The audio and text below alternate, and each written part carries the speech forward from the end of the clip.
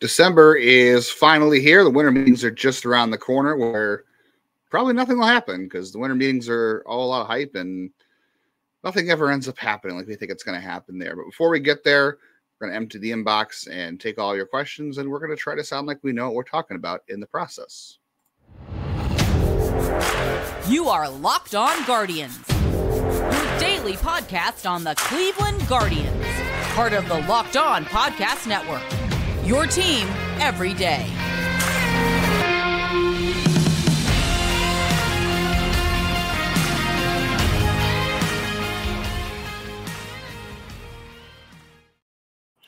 Hello, everyone, and welcome to today's show. Today's episode is brought to you by FanDuel. Make every moment more. Right now, new customers get $150 in bonus bets with any winning $5 moneyline bet. It's $150 if your team wins. Visit FanDuel.com/lockedon to get started today.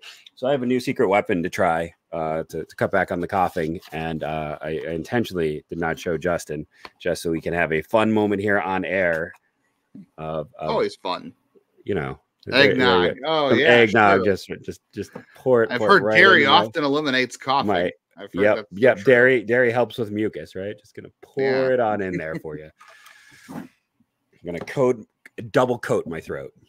But for those who don't know, this is one of those things Justin and I strongly disagree about. It's eggnog. It's Will Smith. Not much, but yeah, definitely eggnog. And those are two of our big. Using the word showcase, the things we like to tease about. The word showcase. You just like to do that to make me mad. You're not mad that you are here with us today. Thanks for making Locked On Guardians your first listen today, every day, wherever you get podcasts. We're going to do it again. We're 73 subscribers away from 2,000 on YouTube. We were at 76 on Thursday when we were recording. So gaining a few every day. 3 more. Yeah, we picked up 3 more. We still need 70. We still need one person to create 73 accounts on YouTube and just subscribe everywhere so we can stop talking about it. That's what everybody wants, right? Like I said, maybe that's the thing. I'm like, okay, everyone on your school account. Yes, everybody do it. If we don't get there, we want to get there before the end of 2023. Winter break, Jeff, when you're done teaching for the winter, we're just both going to create a bunch of YouTube accounts. I don't know. I don't have the time to do all that. We don't have a lot of time to answer all the questions. So we got a lot of questions for today's mailbag episode. So thank you. If we don't get to it today, we will get to them another day. We'll save them. We have them in our system. So we will definitely answer them at some point. We just tried to pick, we had a lot of people ask multiple questions. So we tried to pick one from everybody, the one we thought was the best. So we'll do that. And we'll start with one that this is not really a rumor. Let's be honest here. I was looking to see the source of this rumor out there. And it came from like some accounts and some sites that it's really hard to I don't think it's happening. Any validity. But it's a fun question to answer is because, the Rays often are like Cleveland where they will trade guys that are in the middle of arbitration and their prices go up. And in a lot of ways, Tampa Bay is more aggressive than Cleveland when they get into arbitration with players. They move on much faster just to extract all that value. But the first answer to this question for Ethan is, okay, so what does a realistic Arozarena package look like? The first answer is, you really want Cleveland to trade with Tampa Bay again? Really? That's what you want? I also want to throw out here, like, I think it was Jeff Passan actually had an article about like potential trades. And I think it's not Arozarena. I think it's Isaac Paredes, who is the guy who they might consider shopping because of their third base depth. He is a guy who does not K a lot, who fits Cleveland's profile. Curtis Mead, and it's like that might be, and he's a right-handed bat as well, which I know so is Arozarena. Here's this weird situation where, because of the minor league regression, I don't know if they have anything that's going to net you Arozarena. Like, are you willing to give up Logan Allen? Are you willing to talk Gavin Williams? You're going to have to talk one of the big 3. Yeah, it's definitely going to require a pitcher. I don't know that Joey Cantillo is enough of an arm on his own to make a Randy Arozarena package. I don't think he'll get traded over the offseason, but we'll see. I mean, like I said, Tampa Bay has done interesting things. Arozarena is projected to make, I think, somewhere, $9 million. So it's not even that much relatively. It's not for what he does. No, and he's still got 3 years of control, so 24, 25, and 26. So you'd be really buying him. Maybe you'd be really buying him at his peak. Yeah, it's a little bit early on him. So, I mean, Tampa Bay will consider trading anybody, but like, yeah, you're talking Cantillo. And Cantillo had to be a third line piece. You're right. It would be Allen or I'm not sure Allen Williams. gets done. I think it's Williams or Bybee because there's still some doubting with some of Allen's metrics. I think you probably have to consider Williams or Bybee. Tampa Bay does like undersized pitchers though, so it wouldn't shock me. But you're talking so you're at least talking one of those 3 years of control of their like middle of the order bat. Yeah, and then you're It's gonna start with Williams or Bybee. Yeah, then you have Rocchio. I think obviously we know Tampa Bay's got the whole issue with Wander Franco and whatever that is. They have a bunch of infielders though. I mean, like they do, but I don't know if any of them are ready. Like Junior Camaro's probably not a shortstop. Taylor Walls is a better defender than maybe anyone Cleveland has at shortstop. Is he better than Arius? He might be. But that's not the point though. I mean, they have Carson Williams, so they moved to the AAA. He played in the AFL. So, maybe they take a chance. Arias does seem to be a guy that fits their profile because he does like exit velocity. They do like exit velocities. And they could probably work with him, Yeah. So, you're talking Arias, which is fine. And you're talking one of the big pitchers, though. And then you're probably having to add, like, I don't know, are you going to have to add like a Chase the Lauder to that deal? No, I bet like the third piece is, somebody like a Junior Caminero type. Now, it doesn't always work out, Jason Churio. Yeah, well, no, because he's more of a big name, but like, the Ruben Cartagenas, I'm trying to remember who they traded. Who was that draft pick who was like a athletic up the middle kid who they traded for the Taiwanese pitcher who never went anywhere. I can't remember that guy's name, but it's going to be some high ceiling, lower minors guy. That's the thing. For as much as we get mad about Junior Caminero, they've traded him like 5 of those guys, and 1 out of the 5 has worked, and it's really annoying because he's worked super well. But the other 4, no, but he's too high ceiling. Like that. That's the thing. Like all of those guys were not top 15 prospects. They weren't even top 20 guys. It was just a high ceiling guy who was outside the top 20. Yeah. So probably unrealistic, but we'll try. Our buddy Bryce from Locked On Rangers. This is not really a question. Just want to throw this in there. He said he wanted to teach the Rangers the secrets of how to develop a singular starting okay pitcher from Cleveland. I said we could tell you, but we'd have to kill you. What do you mean? Jack Leiter's looking so good, and Kumar Rocker was a good investment. I'm so sorry. Cole Winn. You know what? I don't feel sorry for Bryce. They won a World Series. I don't feel sorry for Bryce. It's funny. They won it with terrible development. Terrible development. Yeah. They traded well. They develop players to trade, and they use their farm system for one of the reasons you do it is you use it for trades. They did that. Robert N. Do you think that Stephen Vogt will be more willing to make late game changes like pinch hitters and platoons? He said that he thinks that big platoon guy when he first got here. Like we had a lot of platoons, and he just started to move away from it. But for a while, I mean, like we had specific, Geyer, Luplo. There were specific left-handed caddies for a long time, and then it just kind of faded. Yeah, so I think some of that depends on the makeup of your roster, who you have. Like the late game pinch hitting thing is one thing you control, but it also depends on who's available on your bench. And obviously one of the safety blankets that Tito always fell back on was that catching spot. Like he would never pinch it for the catcher because he never wanted to have a backup pitcher in the game with no catcher on the bench. And that's why having David Fry here is important because you can pinch it. Now, Cleveland doesn't need to pinch it for a catcher anymore, obviously, because you have Bo Naylor. At the very worst, I wouldn't pinch it for him at all. But at the very worst, you can just put David Fry in against a lefty. But my bigger complaint was always the number of guys who would get asked to play a position when they got to the big leagues. Like putting Rocchio at third after he never played it in the minors or barely played. It's like how many times when they did make these moves, they would then put guys in positions. It's like either they need to work at your manager is going to require extra flexibility and start working at that in the minors. Well, Cleveland has always been very focused on trying to make sure guys are versatile in the minor. That's why you see like certain guys, you're like, this guy can't play short, but you make him play short because he, they want guys to prove they can't play a certain position or not. So they're always approaching or preaching flexibility. So I think it really depends on who's on the roster. I think it really depends who do you have to work with. Like a Will Brennan, Ramon Laureano, as of right now anyway, platoon sounds like something that should be considered the way things are set up right now. You shouldn't play Arius against lefties, but at some point you got to figure out if he's ever going to develop that skill, because if you want to play him, because Josh Naylor took a couple of years and now maybe it seems like he's figured it out. So who knows? It really depends on who is on your roster and what you can do with that. But that's one of the things I'm most fascinated to see this season, honestly, is what Stephen Vogt's going to do, what kind of philosophies he's going to embrace, how he's going to run a game, decisions he's going to make, who he's going to trust to help him make decisions, what he's going to trust to help him make decisions.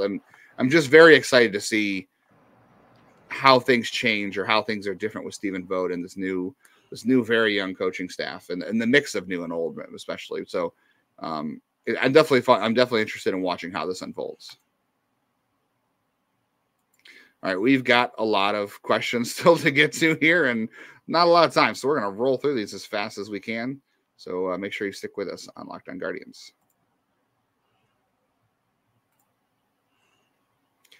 Before we get to more questions, do you want to make $150? Have you ever been on FanDuel before? If not, now is a great time to get in on the action this NFL season. As the weather gets colder, the NFL offers stay much hotter. So new customers, if you're a new customer of FanDuel, you can get $150 in bonus bets with any winning $5 money line bet. So just place a money line bet if you're a new customer using FanDuel.com/lockedon, and you'll get $150 if that bet wins. So if you think about joining FanDuel, now is the time to do it.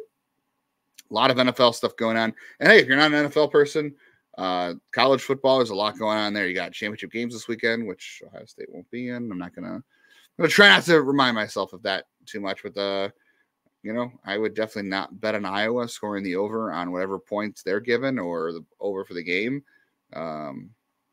So that's a good one. I feel like with Iowa's offense. So if you're not in the money line bets, obviously there's spreads, player props, over-unders, and more. So visit FanDuel.com/lockedon today. Kick off the NFL season. FanDuel is an official partner of the NFL.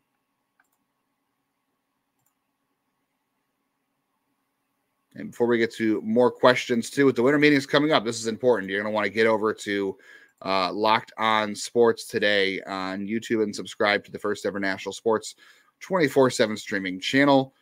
Top stories around the league with all the leagues, really, with local experts from all of our shows, plus national shows covering every league. Go to Locked On Sports today on YouTube and subscribe to the first ever national sports 24/7 streaming channel. Watch them after you watch us, and watch for us next week. If anything happens with Cleveland at the winter meetings, which I highly doubt, but if they do, watch for us with Sully maybe, and we'll try to get some stuff in over there. A couple quick hitters we can go to question-wise. So Mike Pearl wants to know about the process of post-game and pre-game interviews with the manager.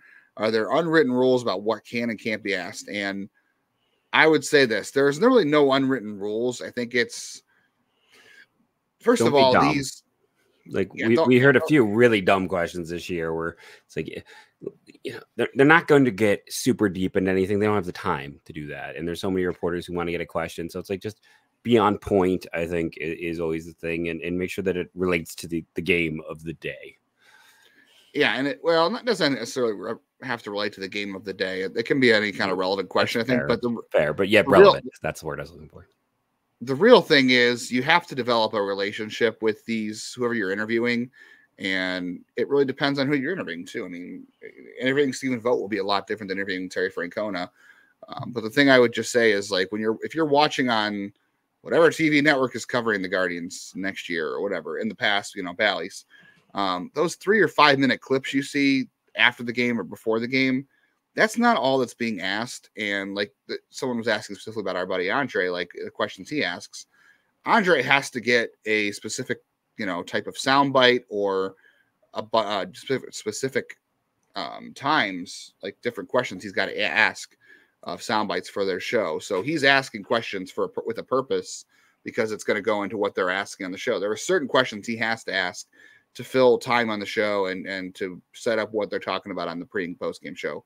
So those aren't the only questions being asked. It's just what you see on TV. There's a bunch more being asked. There's different ones. So don't, Andre said that, Zach has said that, don't take that as gospel on there. It's part of the show. And there's really nothing, unwritten rules. It's just about, like Jeff said, don't be stupid, and, make sure you have a reason why you're asking something, and be prepared. Be prepared to defend your question too. If someone calls you out, be prepared to defend your question. So think about it. Nathan, do you guys think that Cleveland will sign any former Cleveland players? Cleveland does like to bring back old friends. Guys like Brantley, Clevenger, Santana. I can tell you right now, no on Clevenger. That's that's not going to happen. He was pushed out pretty quickly because they got tired of his issues and act. Yeah, I would love to see high maintenance by the end. Yeah, I would love to see Santana come back and be a veteran for this team. It's just there's no spot. Yeah, and same for Brantley. Like this team doesn't need another left-handed hitting outfielder right now. He's not an outfielder. They're both DHs. Yeah, well, Santana can play first. We know he can play first. Yeah, it's starting to slip. I mean, first base DH role. That was what Brantley was coming up for a little bit. But yeah, Brantley can't really play the outfield anymore. Santana's first base DH. You need more flexibility with a bat. Yeah, no, I don't think any of those guys are coming back. Carrasco and Kluber, I think, are the two that have a slight chance. If Cleveland thinks there's something they can clean up.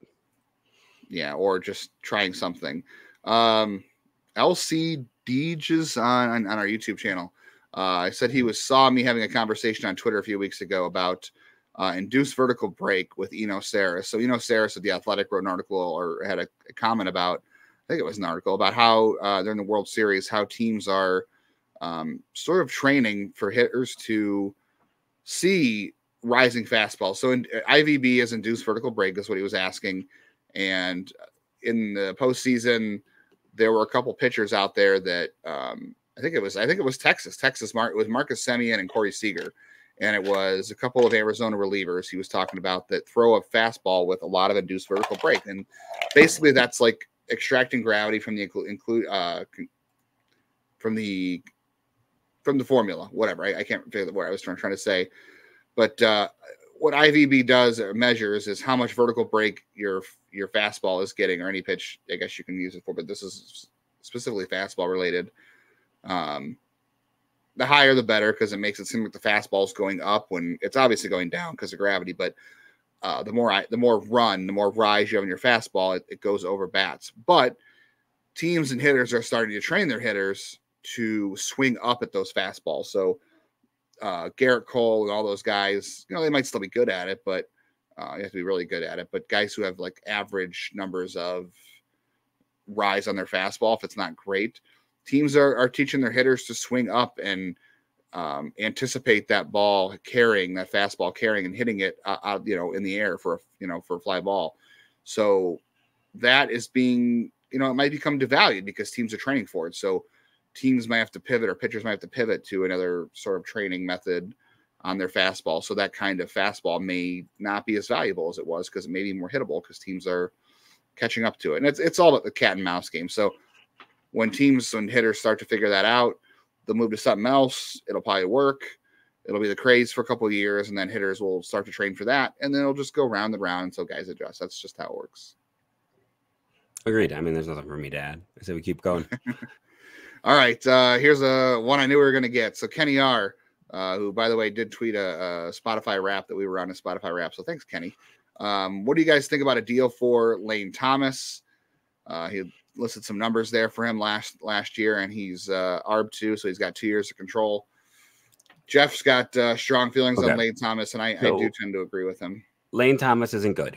Let's just start there. So Lane Thomas in the month of May and June had a weighted runs created plus of 148 and 168. For those who don't know, that is 100 is average. After that, he never crossed 100. He was below 100 every other month outside of May or June. He was on fire for 2 months. His second half, he had an 86, so he was well below average. We're talking, not quite like other members of Cleveland's outfield, but an 86 is not great. And he is going to cost a decent chunk of money. I want to say he's like $7 or $8 million in ARB this year. They're going to want a lot for him because he was one of their few productive guys, and he did hit for power. But he's just not very good. He had 2 good months. And I know in the question, we don't have this one up currently. Did the question have the overall stats? Yeah, it's it's in the bottom. Yeah, so it's like the 102 the year before that. It's like, so he was average last year, and he ended a 114 this year with OPS plus. But again, 2 good months of the year. That's not what you want to pay for. And he's not good defensively too. Yeah, he's got a good arm in the outfield. He runs well, but overall outs above average. He's, slightly below average. He's fringe at best in the outfield. And a lot of the underlying statistics suggest, too, that what he was doing was not quite. He had high BABIPs. Yeah, he doesn't hit the ball that hard. His chase rate's very average. His whiff rate is average. He doesn't strike out. He strikes out quite a bit. Not a lot, but a little bit. And he doesn't walk a lot. So a lot of this, this is sort of like what would happen if Oscar Gonzalez had 500 at bats. This is like the high range of outcomes. Yeah, so you want to talk about it's not sustainable. When people are like, "Oh, you talk about BABIP a lot." Here's why: in the first half, his BABIP was 380, which again, not sustainable. I think we said 340 is Luis Arez, who's the 99th percentile. So in the second half is 253, also not sustainable the other way with that 86. So he's probably closer to a league average bat. Problem is you're going to have to pay a lot more than a league average right-handed bat and again, he's a guy who's a below average defender. So he's probably like a 45 like overall value guy, maybe a 50, but you're going to have to pay. Washington is to trade him is probably going to want the equivalent of a package around a guy who's like closer to a 60 value. So it's like, yeah, it probably balances out. He was unlucky in the second half, overly lucky in the first half. You split the difference between those two numbers, you get almost exactly average. So he's just average. Yeah, I mean, Cleveland would obviously like to have more average outfielders because they didn't have that a lot last year. But the return, what you're going to give up to get average, is not going to be worth what you. Stephen Kwan was exactly average last year, so that gives you an idea of what the baseline is. Yeah, I mean, Thomas obviously has a little more power than Kwan, and different Cleveland obviously needs power. Yeah, it's just it's different ways to get to average offensively, but. Yeah, what Washington's going to ask to give up for what you're getting is just not going to be worth it. And his slug was significantly higher at home, 130 higher in the friendly confines there. So that's also I forget how Washington got him. I forget what the trade was. I think it was very minor. He was one of those many St. Louis Cardinals outfielders. I wanted Cleveland to trade for him when he was with the Cardinals. Right. If you got him before he hit this part of his career, I wanted to trade for him when he was for John Lester, next year, by the way. Yeah. It was John Lester. Yeah, I wanted to get him that year back then. I talked. You can go back and find old episodes if you want to dig through where I talk about, hey, he's undersized. He's had good production in the minors. This is a guy you should take a flyer on because it'd be great. Right now, league average is fine. Yeah, you missed the window. Yeah. As much as Cleveland does need to acquire or needs to find outfield help, I just don't think that's the right way to go with it. We got a lot of questions still to go and not a lot of time. So let's roll as fast as we can.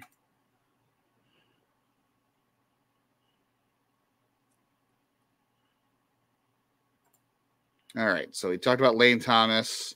Let's talk about the minor leagues a little bit. Here's a question from Dennis. What does the rotation in Columbus look like at this point? You have Cantillo, maybe Hunter Gaddis, the only guys in the 40 that in a minor league rotation spot. He mentions, about where Espino might fit in, or Doug Nikhazy, Will Dion, and Ross Carver in the mix. So, yeah, you've got obviously Hunter Gaddis and Joey Cantillo who are going to front the rotation in AAA. They are the only guys there on the roster. I think it's pretty likely when Espino gets Adam Oler is probably. I mean, I gave him that contract in that spot. Well, he said on guys on the 40. So those are the only guys. On the 40. It'll be in AAA. Well, we'll get to those guys later, but. So Espino, we're talking maybe May or June, May at best, probably more like June or July. Yeah. And he's going to go to AA when he comes back. So I would not expect him to go to AAA. And yeah, they're going to have some depth guys they're going to need to fill out the AAA rotation with. Nikhazy probably needs to go back to AA.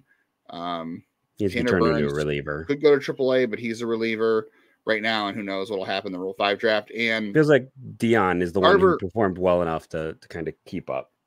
Yeah, so Carver and Dion both should go to AAA. Yeah. So you would have Cantillo, Gaddis, one of maybe Berea or Aller, and then you'd have Dion and Ross Carver at AAA, and then you kind of you build around that and see what happens. Like I said, I think Espino has to go back and repeat AA once he does finally get healthy. Same with Nikhazy. I'm excited though to see what Dion does in AAA. Yes. And I'm excited about Ross Carver. I know people are going to look at the numbers and be like, "Really, you're excited about this guy?" But I think he's just maybe a tweak or two away from being a really legitimate starting pitching option in the majors. I do like the stuff. So yeah, I mean we've had people comp him to major league players. in terms of like liking him. He's got, yeah. If we get to another question, I'll save the info for that one. All right. Chuck, our buddy Chuck, wants us to predict the starting outfield on opening day. As of right now, it's probably Straw, Laureano, and Quan as of today, and Will Brennan and Ramon Laureano platoon. Like as of right now, I don't know who they're going to acquire. Like if they go out and get an outfielder, I don't know. That to me seems like the most likely opening day based on who's on the roster right now outside of an acquisition. That's a boring answer, right? I say it'll be Oscar Gonzalez in center, Jonathan Rodriguez in right, and a whole lot of errors and a lot of fly balls that get in the gap and it won't be caught. No, it's probably Straw, Quan, and then I think Brennan, and then Laureano is the equivalent of like a fourth outfielder who plays every day as they look to maybe rest players and just kind of go through and do platoon lineups. Yeah. Jeff on Twitter, not you, Jeff, another Nope. Jeff. Brocchio, Arius Freeman. Pick one to try in center, one at shortstop, and one you attach Straw to try to move him. I don't think any of these guys help you move Straw. Maybe I think Brocchio. I think that's the only one who's going to help you. That's the wrong way to do it though, because you already have a deficiency in good hitters, and I don't know whether or not Brocchio is going to be a good hitter, but if he could be at least an average bat, I'm not trying to use the guy who, like, I guess Arias out of that group, Arias has the most upside, right? It's a ceiling that we don't know he can hit. I don't think Freeman can play center. Like that's a problem. It's like it's like Brocchio is the only one who can package with Straw. The only one who could play center is probably Arias. And Freeman is then, but I don't think he's a shortstop. So it's innately a flawed question because there is no correct right answer. Sorry, Jeff. Jeff asked him bad. Tell him Jeff he asked a bad question. Don't ask that question next time. No. I mean, Arias in center field. I'd be interested in seeing it. I think the guy can play any position on the diamond. He's athletic and very talented. Here's a question from Steve I thought was interesting. That is more of a procedural question, but he wants to know what the Guardians pay for and what minor league team owners are responsible for when it comes to running a minor league team. So Cleveland pays all player salaries. So everybody that's in the organization, whether they're playing for Cleveland or Lake County or in Arizona, the Dominican, they're paying the player salaries. So minor league owners don't touch that. What minor league owners are responsible for is essentially the operation of the ballpark. And in some cases, they're not even responsible for that. If the city owns the ballpark, they're trying to get money from the city to do upgrades. But the minor league owners pay, their ticket reps, they pay the game day staff, they pay the announcers, and I think there's the travel costs like buses and hotels. They pay for that. But where the players live at home when they're playing for an affiliate, like that's also paid for now by the team, which rightfully so. They should be, because it was an issue before. And that's why you see a lot of like semi-famous people buying like bunches of minor league teams, because it's a pretty, like, you're not going to get rich off of it, but it's been a pretty historically safe and good money investment. Let's end this with a Shane Bieber question since the winter meetings come up on Monday, and I'm sure more will come up. David Weber said a trade involving Bieber and Naylor to the Cubs for a package around Chris Morel and others. I'm not sure who others are. And then he says sign Rhys Hoskins to a 1-year deal, put Morel in the outfield. I don't think Hoskins is going to take a 1-year deal. I think there's going to be enough stuff going on. I don't think he's going to settle for a 1-year deal. Yeah, I think Cleveland. Look, the thing with trading Bieber is, can you afford to trade him without getting a pitcher back? Like, do you have to go out and do something else to get a pitcher back if you do that? Because I don't see how you trade Bieber and you don't acquire a pitcher somehow. And Morel is, the Oscar Gonzalez profile. It's the 8% walk rate is a little bit better, but the 30% K rate is, and yes, I know he strikes out more than Oscar actually. Yeah, but he gets into his power more. Is he an outfielder though? Like, where is his position? That's the hard question for me. Is where does Chris Morel actually play? Because he hasn't played that much outfield. Wouldn't even know if he can play outfield, and he's not really a good infielder either. So this is a guy who doesn't really have a defensive home to begin with. He might be a DH.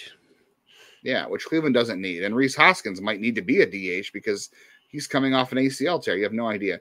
I mean, I'd be interested in Hoskins if Cleveland needed to fill a spot at first base. But you're talking about an upside deal, and yeah, I don't know. And when you look at him, like Christopher Morel this year, okay, so sweet spot, 8th percentile, chase rate 40. So he didn't chase a lot. That's the one thing that is different from him and Oscar.